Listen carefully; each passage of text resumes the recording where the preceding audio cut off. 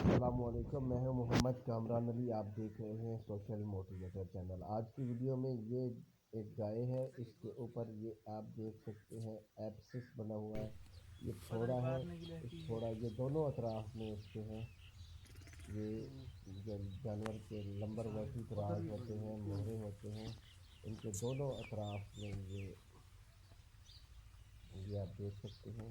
Fluid इसके अंदर है, पानी इसके अंदर भरा हुआ है।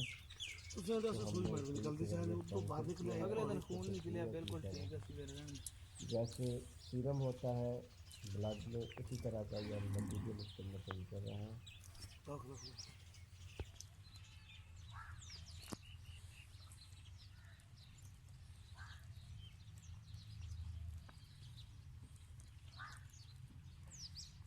फुटता नहीं है पानी।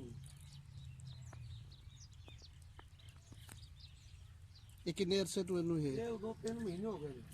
ਪਹਿਲੇ ਕਿਦਾਂ ਦਾ ਬਸ ਸਾਈਡ ਤੇ ਸੀ, ਫਿਰ ਚੜਦੀ ਚੜਦੀ ਸਾਈਡ ਤੇ ਆ ਗਈ। ਇਹ ਸਾਈਡ ਤੇ ਢੇਲਾ पहले साइड से एडा मोटा मोटा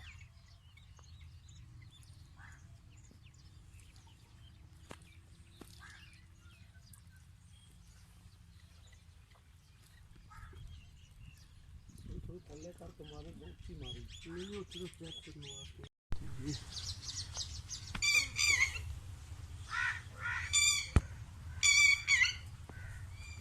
तो रुक गया तो ज्यादा ही रुकी।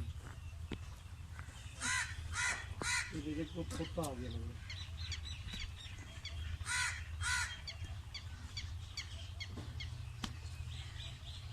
ਉੱਤੇ ਹੀ।